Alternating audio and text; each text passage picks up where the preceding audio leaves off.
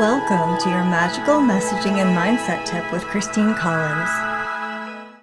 Hey there, it's Christine Collins, and today we have a really interesting topic around memory. And sometimes we may wonder how factual are our actual memories. And it is very interesting when we start to take this apart a little bit more and look at memories that have a strong emotional component. And sometimes the emotion can actually distort some of the factual details. So the memory storage portion of the brain is the hippocampus, and when there is a strong emotional component, the amygdala also gets involved. Now typically our brain will prioritize emotional details over peripheral factual ones, and as a result we may actually lose some of the details in favor of preserving that emotional context. In addition to that, the amygdala is sort of stamping or tagging the emotional pieces of the memory. Kind of like a little highlighter, but instead of it being in colors, it is stamping it with things like norepinephrine and cortisol, which is our stress hormone. And sometimes these decisions are being made subconsciously by the brain as the event is actually unfolding. Before we even know that we're going to have something to record, the brain is already determining how to record that memory. And because in a highly emotional context, we tend to hone in on specific details that are emotionally relevant, we actually may not correctly record some of the other pieces of information about that memory. And each time we think about any memory later on, we're sort of reactivating it, and each time we are kind of reconsolidating the pieces of information, kind of re-remembering it in a new way. And there is some research that indicates that we are actually capable of changing the emotional association that we have with specific memories. So not changing the facts of what occurred, but changing that emotional component. So the hippocampus, which is responsible for the memory piece, and then the amygdala, which is responsible for the emotional context. Because they're sort of stored in separate places, even though we experience it as one solidified memory, it is possible to shift and transform the emotional relevant context. And even more interesting, it seems as though sleep plays a crucial role in consolidating and processing these memories. So during REM sleep, while the brain is re-experiencing or consolidating some of the memory, it may also be reducing some of the stress component that is affiliated with that memory. So after a good night of sleep, after having a difficult experience, the next day when we remember that thing, it may have a lower amount of stress than when we first experienced it or first remembered it. It's like we've literally reprocessed the emotional weight of that memory. And this capacity that we may have to transform some of that emotional context is very relevant to things like trauma and healing, because it may mean that we have an opportunity to not change the past, not change the facts or the memory itself, but change the emotional context and the emotions surrounding it. And in terms of self-care, it's also important to understand that while processing more intense emotional events, our judgment is actually a bit skewed because we are so laser focused on that emotional context. So it's not a good time for making big decisions. And of course, there are many tools available to assist and aid us in terms of processing, healing, and transforming the emotional context around many different memories. And tools like hypnosis, yoga nidra, EFT tapping can be profoundly useful in concert with various other forms of support.